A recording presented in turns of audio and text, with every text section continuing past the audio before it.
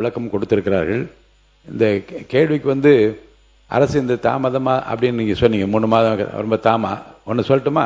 என்கிட்ட எல்லா இந்த கேள்வி வினாக்கள் விடைகளை பற்றியெல்லாம் எடுத்து எல்லாத்தையும் நான் ஆய்வு செய்து பார்த்தேன். உடனே நீங்கள் முந்தைய அப்படின்னு ஆரம்பித்தா முந்தையன்னா என்னென்ன பயந்துடாதீங்க.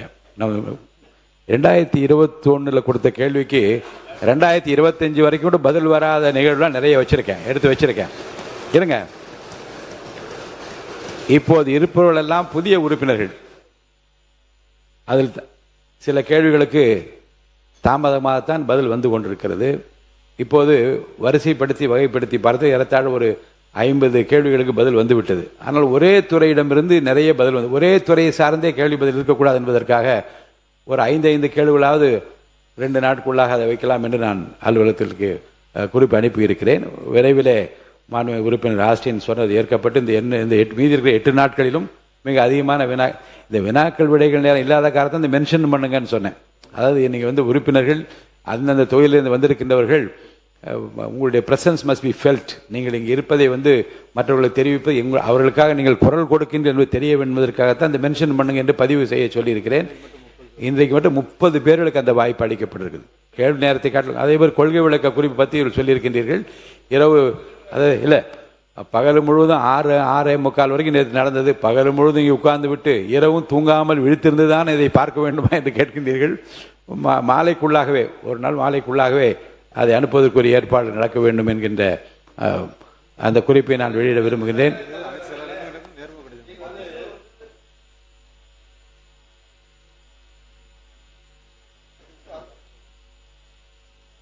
செகுப்பு இருந்தாதான் வந்துச்சுன்னு பச்சை. ஏற்கனவே பாருங்க, பேரவைத் தலைவர் முறையில் இருங்க இந்த கொள்கை விளக்க குறிப்பை 5 நாட்களுக்கு முன்பாக அனுப்புங்கள் என்று கூட நான் அவர்களுக்கெல்லாம் ஏற்கனவே நான் பதிவு செய்து அனுப்பியிருக்கிறேன்.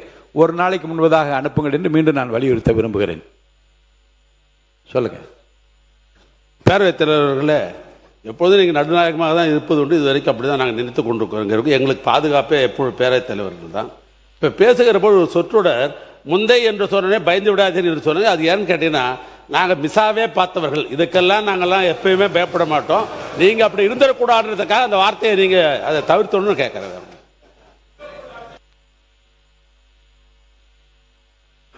முன்னாள் முதலமைச்சர் ஓ பன்னீர்செல்வம் அவர் பேரவைத் தலைவர் அவர்கள் மன விட்டு சிரிச்சிருக்காங்க. ரொம்ப சந்தோஷம். மாண்புமிகு பேரவைத் தலைவர்களுக்கு நீ பேசுங்க. கடந்த சட்டமன்றங்களில் நடந்த நிகழ்வுகள் நன்றாக ஞாபகம் இருக்கும்னு நினைக்கிறேன். 2001 காலகட்டத்திலிருந்து 20 வினாக்களுக்கு விடையளிக்கின்ற சூழ்நிலை இருந்தது. துணை கேள்விகளுக்கும் விடையளிக்கின்ற சூழ்நிலை இருந்தது. தினந்தோறும் 3-4 கவன ஈர்ப்பு தீர்மானங்கள் எடுக்கப்பட்டிருக்கிறது. இவைகளெல்லாம் நிகழ்ந்த நிகழ்வுகள். கடந்த காலங்களில் நான் அமைச்சராக இருந்தபோது எனக்கு தினமும் 2 கவன ஈர்ப்பு தீர்மானம், எனக்கு மட்டும் 2 கேள்விகள் வரும். மற்ற அமைச்சர்களுக்கு வரும். நான் சொல்றது 2001 2006 இன்று வரை 2006 வரை 26 வரை.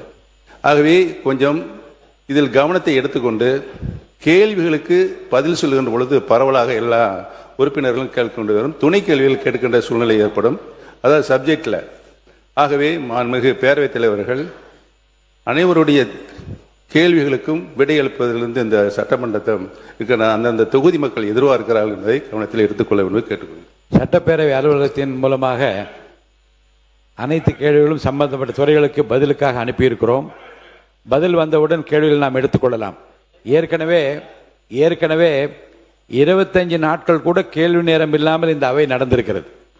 ஆனாலும் கூட அப்படியெல்லாம் இல்லாமல் அவ்வப்போது எழுப்பப்படுகிற அந்த வினாக்களுக்கு விடையளிக்கிற விதத்தில் அரசு துறை சார்ந்த அதிகாரிகளும் அமைச்சர் பெருமக்களும் கேள்விக்கான பதில்களை விரைவில் அனுப்புவார்களானால் கேள்விக்குண்டான பதில் வந்தவுடனே விரைவில் நான் கேள்வி நேரத்தை நிச்சயமாக எடுத்துக்கொள்வேன் என்பதை அறிவிப்பாக வெளியிடுகின்றேன். மாண்பு நீர்வளத்துறை அமைச்சர் அவர்கள். மாண்புமிகு பேரவைத் தலைவர் அவர்களே, மாண்புமிகு உறுப்பினர் அண்ணன் ராஜகண்ணப்பன் அவர்கள் கஞ்சம்பட்டி ஓடை செயல்பாட்டிற்கு கொண்டு வர கோரியுள்ளார்கள். இது தொடர்பாக நில எடுப்பு தொகை ரூபாய் 24,46,00,000 ஒதுக்கீடு செய்யப்பட்டு தூத்துக்குடி மற்றும் ராமநாதபுரம் மாவட்ட ஆட்சியர்களுக்கு வழங்கப்பட்டுள்ளது.